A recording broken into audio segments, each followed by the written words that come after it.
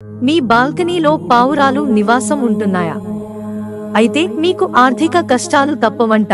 మీ ఇంటి బాల్కనీ దగ్గర ఎక్కువ పావురాలు వస్తే మొదట్లో పెద్దగా ఇబ్బంది ఉండదు, కానీ కాలం గడిచే కొద్దీ అక్కడ పావురాలు ఆవాసం ఏర్పాటు చేసుకుని కిటికీ నుంచి బాల్కనీల వరకు అన్నిటినీ మురికి చేయడం ప్రారంభిస్తాయి.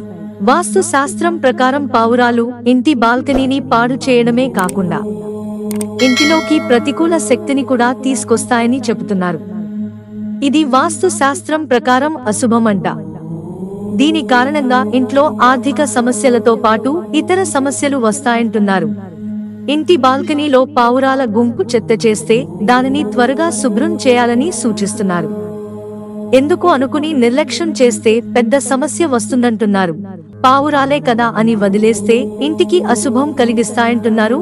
పావురాలు ఇంటికి ప్రతికూల శక్తికి మోసుకొస్తాయని, దీని కారణంగా ఆ ఇంట్లో నివసిస్తున్న వారికి కార్యసిద్ధి కలగదని, అటువంటి పరిస్థితిలో పావురాలను ఇంటి బాల్కనీ నుంచి దూరంగా ఉంచడానికి కొన్ని ప్రత్యేక మొక్కలను నాటాలని సూచిస్తున్నారు.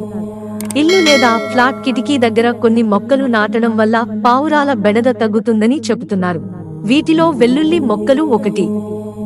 నిజానికి వెల్లుల్లి వాసన చాలా బలంగా ఉంటుంది. పావురాలు ఇతర కీటకాలు ఈ వాసనను తట్టుకోలేవు. దీంతో అవి మీ బాల్కనీ దగ్గర అస్సలు ఉండలేవు. ఇక పావురాలను ఇంటికి దూరంగా ఉంచాలంటే పుదీనా మొక్క కూడా చాలా ఉపయోగకరంగా ఉంటుందంట. వాటి వాసనను అవి పెద్దగా ఇష్టపడవు, అందుకే ఈ మొక్కలకు దూరంగా ఉంటాయి. ఇవే కాకుండా కాక్టస్ మొక్క అత్యంత ప్రయోజనకరమైనదిగా పరిగణించబడుతుంది.